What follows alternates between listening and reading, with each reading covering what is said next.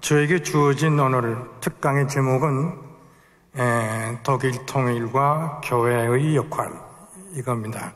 근데 여러분의 그 이해를 돕기 위해서 저를 잠깐 소개하면은 바로 이제 금년이 바로 제가 50년 전에, 그러니까 1965년 제가 독일 유학을 간 이후로 지금 그 세월이 50년의 세월이 지금 흘렀습니다. 그리고 제가 83년부터 우리나라 대학에서 그 독일 통일과 우리 통일, 그렇게 83년부터 지금까지 33년을 지금까지 이어왔고요. 지금도 이제 고려대학교 북한학과에서 독일 통일에 대해서 또는 우리 통일에 대해서 지금 강의를 하고 있습니다. 오늘은 그냥 간단히 독일 통일과 교회 역할이 뭔가, 거기에 대해서 제가 설명을 잠깐 얘기할까 합니다. 이 독일 통일은 굉장한 역사적인 사건입니다.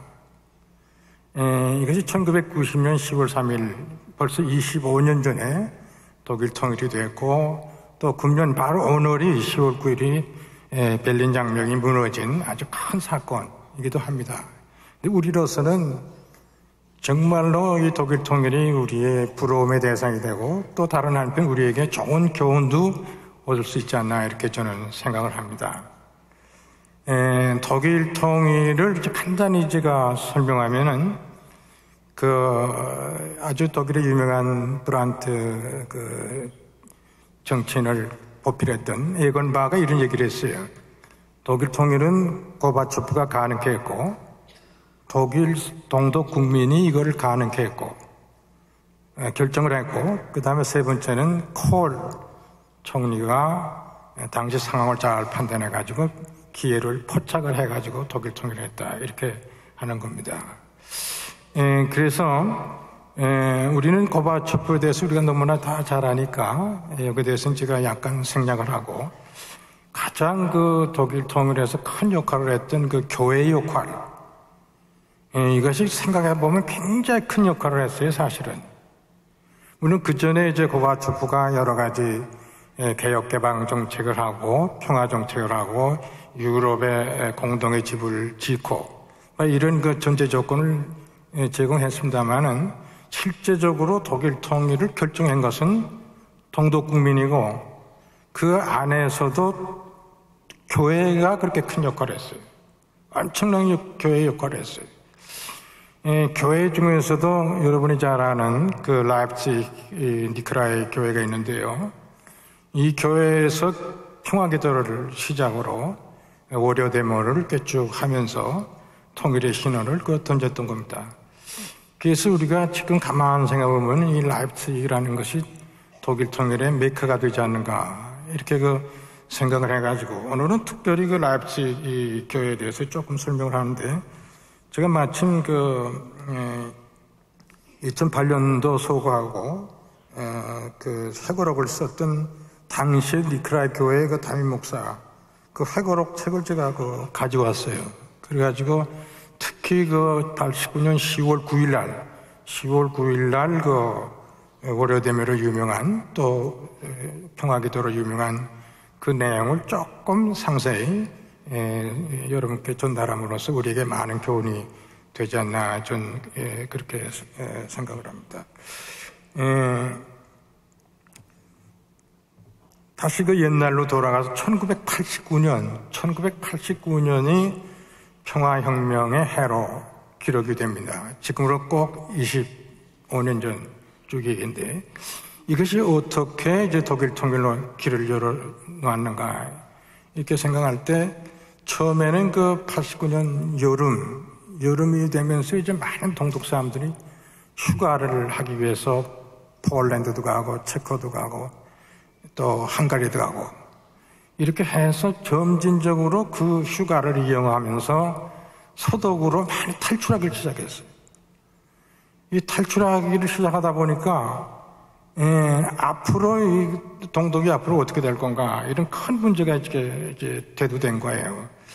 그러면서 우리 북한에서 많은 탈출하는 사람도 많습니다만은, 이 탈출 현상이 일어나니까 동독 안에서는 동독 주민들이 우리도 탈출할까? 그렇지 않으면 우리가 머무를까? 그러는 와중에서 우리는 머무러야겠다. 그 대신 우리는 가만히 있지는 않고 교회를 통해서 많은 사람들이 모여가지고 평화기도를 하고 예배를 보고 토의를 하고 그래가지고 밖으로 나가기 시작을 했어요. 그 중심적인 역할을 한 것이 라입치히의 니크라의 교회입니다. 그 교회의 담임 목사였던 그 목사가 크리스찬 슈라, 회고록을 제가 갖고 왔는데요. 이분이 그때 당시에 설교했던 내용을 여러분께 잠깐 제가 소개하는데요. 이 교회가 사람들이 모이기 시작하는 거예요. 니크라의 교회는 한 2,000명 정도밖에 모일 수가 없었는데 89년 10월 9일의 경우는 2,000명 이상이 모이기 시작해요. 근데 재미있는 사실은 뭐냐면은 3시쯤, 5시에 이제 기도를 끝나고 밖으로 나가서 시위를 하게 되는데 3시쯤에 이미 동독 공산당, 라입치히 공산당 그 계통에서 한 600명의 공산당원을 그 교회에다가 파견을 했어요. 공산당원이 있는 교회에서는 교회 역할을 못할 것이다. 이렇게 방해 공작을 하기 위해서 먼저 파견이 됐는데 이 사람들은 뭐 기독교에 대해서 모르고 예수님에 대해서 모르고 아무것도 모르지만 동독의 그 체제를 보호하기 위해서 이렇게 파견이 된 거예요. 그러니까 크리스찬 슈라 목사님이 앞으로 다시 해야 시작을 하는데 너무 일찍 오지 않았냐 하니까 자기들은 미리 와서 이렇게 좀 기다리면서 좀 또 참겠다고. 그래가지고 이제 그렇게 많이 모였어요. 근데 그 후에 이제 많은 기독교인들, 비기독교인들, 또 전국에서 많이 모였던 이런 사람들. 그래서 2,000명 이상의 사람들이 모인 겁니다. 그래서 다시 설교가 이제 시작됐어요. 10월 9일은요, 굉장히 중요한 날로 기억이 돼요. 날로 기억되는데, 이 날이 성공하느냐, 성공하지 못하느냐, 그런 날이었어요. 왜냐하면은, 당시 동독 정권에서는 1989년 6월 4일 천안문 사태와 같은 교훈으로 이걸 한번 해결하자. 이렇게 해결하려고 하기도 생각을 했어요. 또 35만 명의 동독에 주둔하고 있는 소련군이 과연 개입을 할 건가? 이런 또 그 의구심도 있었던 거예요. 그러니까 굉장히 긴장된 관계에 이 날을 맞이하게 됐는데요. 그런데 이제 이런 모든 사건이 일어나지 않고 아주 성공한 날로 우리가 기억을 합니다. 기억을 하는데, 자, 다시가 되고 이제 예배를 보고 이제 밖으로 이제 나가기 시작했는데, 그때 그 예배 내용이 참 중요하기 때문에 한번 제가 인용을 한번 할 필요가 있잖아요. 그 생각되는데요. 그래서 그 예수님이 말씀하시기를 그걸 많이 인용을 합니다. 그래서 가난한 자는 복이 나네. 그리고 거기다 덧붙였는데 뭐라고 덧붙였냐면 돈 있는 자가 다 복 있는 것은 아니다. 동독 정권에 대해서 좀 이 문제를 좀 알고 해석을 하도록 이렇게 풍자적인 말을 던진 거예요. 그 다음에 원수를 사랑하라. 그런데 원수를 넘어뜨리라가 아니다라 하고 덧붙였어요. 공산주의 사회에서는 원수를 사랑하는 거 아니에요. 사랑하는 게 아니라 아주 넘어뜨리려고 하는 그런 집단 아니겠어요? 그래서 일부러 원수를 사랑하라. 그런데 원수를 넘어뜨리는 게 아니다. 그 다음에 나중된 자로서 먼저 되고 먼저 된 자로서 나중되리라. 그리고 덧붙여가지고 모든 것이 옛적에 머무르는 것이 아니다. 이거죠. 동독 많은 공산당 출신이 또 비밀경찰 출신이 자기들이 듣지 못하던 얘기를 듣는 거예요. 자기들의 경우는 모든 것을 엎어버리고 이 반대 세력을 갖다가 어떻게든지 진압하는 것이 목적인데, 이 기독교에서 말하는 예수님 말씀, 완전히 사랑을 토대로 한 그 말씀이 전해지니까 이 사람들이 이 말을 처음 들으면서도 굉장히 그 엄숙한 그 분위기 속에서 머물렀다고 그래요. 그 다음에 또 누구든지 나를 위하여 목숨을 잃으면 구원하리라. 그런데 잘 조심하라가 아니다. 그쪽에서는 모든 공산주의 사회에서는 모든 것이 조심해야 되지 않습니까? 근데 여기 보면은 잘 조심하는 것이 조심하리가 아니다. 그 다음에 마지로 너희는 세상의 소금이다. 그리고 너희는 얼굴에 바르는 크림이 아니다. 너희들도 세상의 소금이 될 수 있는 이런 존재 가치를 갖고 있다. 이렇게 하는 거예요. 그러니까 이것을 듣고 있던 많은 공산당원 혹은 비밀당원들이 엄숙하게 이것을 듣고 있는 거예요. 자기들이 듣지 못했던 이 말을 이제 듣고 있는 거예요. 그러면서 이제 이 크리스찬 퓨러가 이제 마지막에 뭐라고 얘기를 했냐면은 어떤 형태의 폭력을 가하지 않고 비폭력으로 순전히 비폭력으로 사람을 대하게 되면은 엄청난 변화가 올 것이다. 그것을 자기는 느꼈답니다. 예수의 정신으로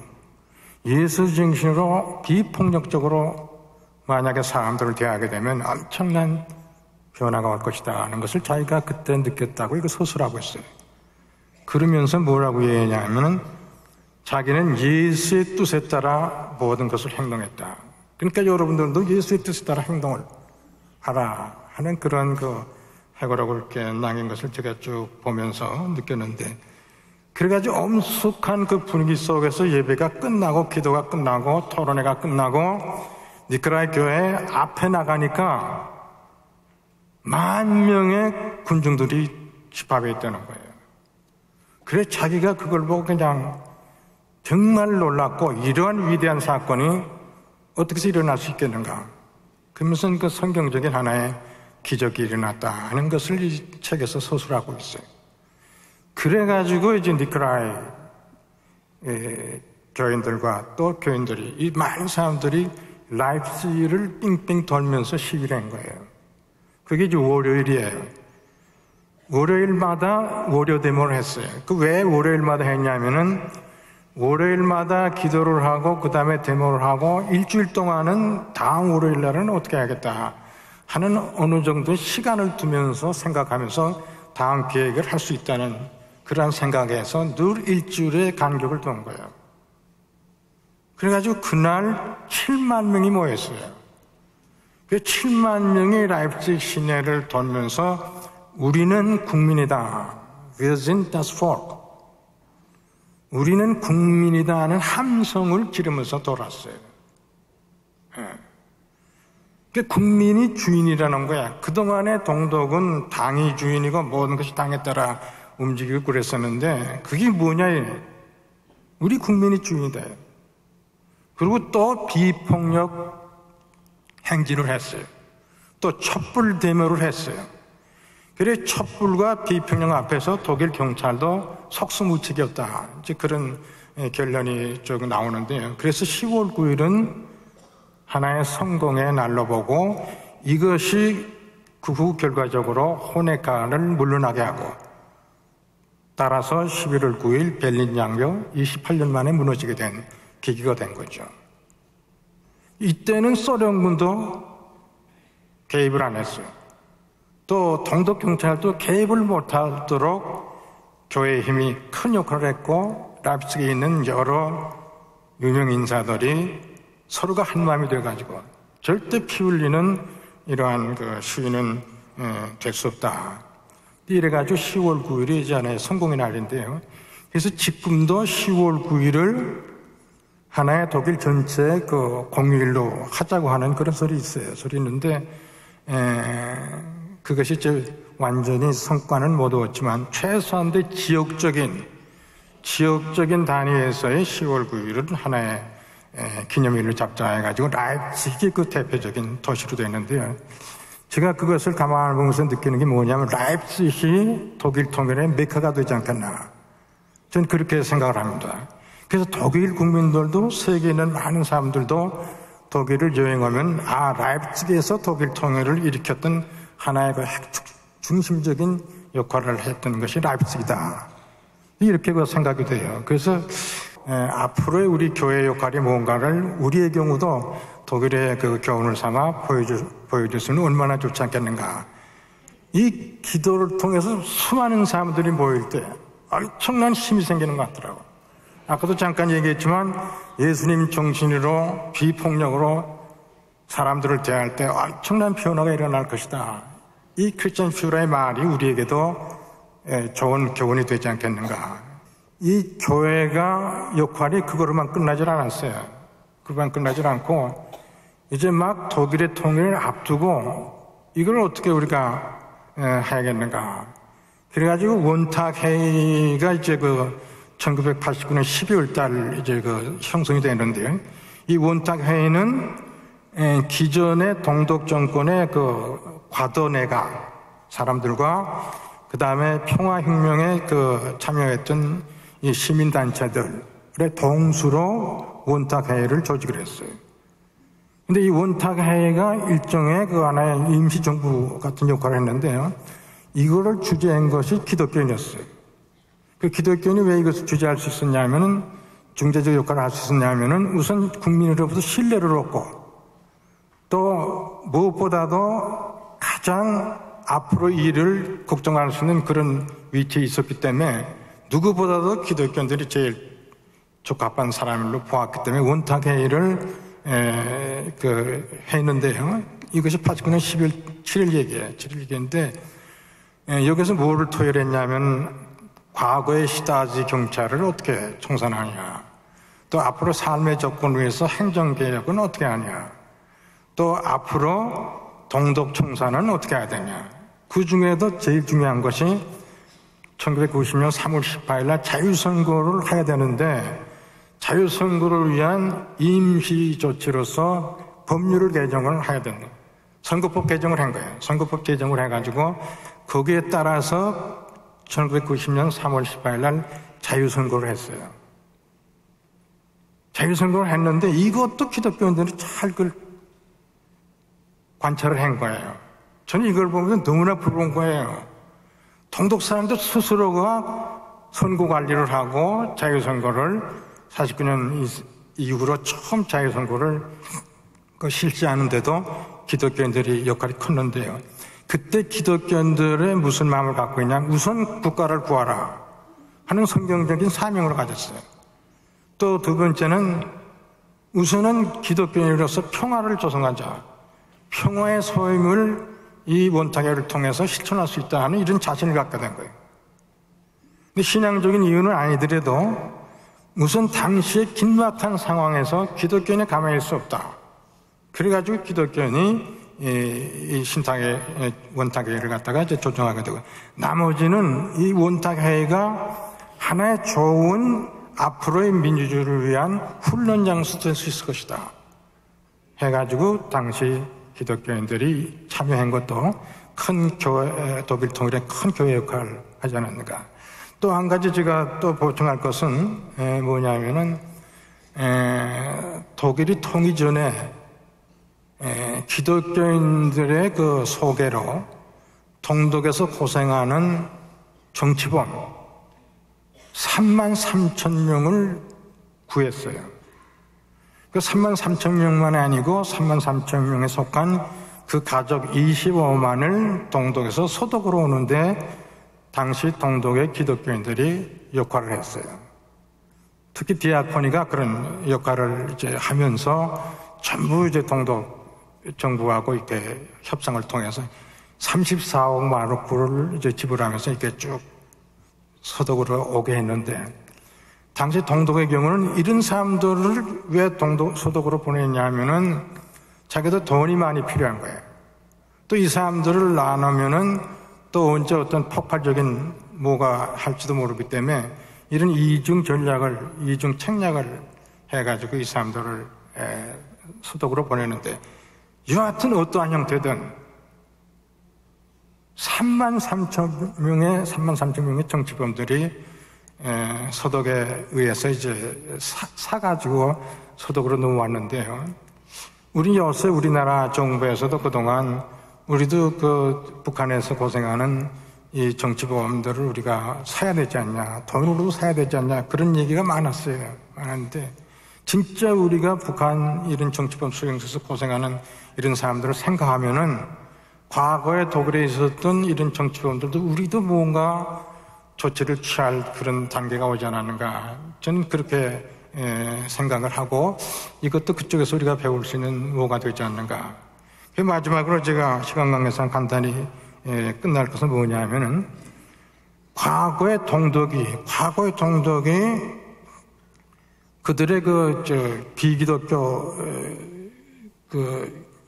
교회 정책, 그들의 교회 정책을 어떻게 썼냐면 굉장히 장기적인 안목에서 썼어요. 북한의 경우는 그냥 즉시로 모든 것을 그냥 탄압을 하고 말살 정책 썼는데, 동독의 경우는 1640만의 인구 중에 1400만이 기독교인이에요. 그러니까 즉시로 모든 것을 말살 정책을 쓰되면 기독교인 다 없어지는 거예요. 그래서 점진적인 안목에서 동독의 기독교 말살 정책을 쓰려고 했는데, 그걸 유지하기 위해서 그들은 무슨 표현을 썼냐 하면은 사회주의 안에서 교회다, 이런 얘기를 했어요. 사회주의 안에서 교회다. 그러니까 교인들이 교회에서 예배만 보면은, 또 정치에 개입만 안 하면은 너희들은 그 어떤 신앙의 어느 정도의 자유는 보장해준다. 이런 어느 정도의 여유는 좋은 거예요. 사실 어떤 면에서 이것이 동독에서 평화혁명이 일어나는 하나의 계기가 될 수도 있지 않았나, 저는 그렇게 이제 생각을 합니다. 동독 평화혁명이 일어날 때 그때 6,200개의 교회가 있었어요. 그리고 성직자만 해도 4,000명이나 됐어요. 그래가지고 가톨릭교 70만, 가톨릭교 성직자 1,000명, 그 다음에 이제 자유교회 한 20만 이렇게 쭉 합하면은 독일 인구 전체의 25%가 기독교인이었던 거죠. 이 사람들이 하나가 돼서 일어난 거죠. 근데 이런 사회주의 속에서 교회라는 그 장기적인 안목에서 썼지만, 결과적으로는 동독에 있어서 이 교회와 국가 간의 싸움에서 동독은 결과적으로는 싸움에서 전 거죠. 그래서 독일의 유명한 잡지 슈피겔의 발행인 아돌프 아우구슈타인이 이런 얘기를 했어요. 2000년 예수님 탄생 기념하는 특집에서 국가와 교회와의 싸움에서 과거의 나폴레옹도 히틀러도 그리고 동독의 호네카도 전부 싸움에서 졌다, 이런 결론을 특집으로 내는 것을 제가 보면서 굉장히 전 감명을 받았어요. 그래서 우리가 역사적 교훈이 뭐냐, 국가와 종교 간에서, 나라와 국가 간에서 이렇게 싸움에서 종교를 핍박하는 이런 나라는 언젠가는 망한다 하는 역사적 교훈을 우리는 받을 수 있지 않나, 이제 그런 생각을 했어요. 과거 여러 이제 예로 봤을 때. 그래서 지금 우리가 굉장히 중요한 시점에 저는 왔다고 봅니다. 우리나라 입장에서 볼 때. 우리가 이승만 박사가 여하튼 간에 우리 자유민주주의 시장경제의 토대를 닦아냈어요. 그리고 박정희 대통령이 민주주의에 약간 마이너스 좀 있지만서도 산업화 과정을 이룩했어요. 그 다음에 87년 우리가 민주화를 이룩했어요. 지금 우리가 처해 있는 지금은 바로 시대정신으로 봐서는 통일이 지금 우리의 시대정신이에요. 그래서 우리가 앞으로 할 일이 뭔가 하는 그 큰 과업을 우리가 닥쳤다고 생각했을 때, 지금처럼 통일에 대한 관심을 갖고 우리 국민 모두가 교인이든 비기독교인이든 한마음이 돼가지고 우리가 그동안 어려운 모든 것을 극복하면서 통일을 하려고 하는 것이 가장 최대의 우리가 과업이 아닌가. 이럴 때 독일 통일이 우리에게 주는 교훈이 많다고 보고요. 특히 기독교인의 역할은 어느 누구보다도 우리 통일을 위해서 그 역할이 크다고 보고, 우리의 경우는 통일 이후에 우리 기독교인의 역할이 난 독일의 경우 비교하면 더 크다고 저는 생각합니다.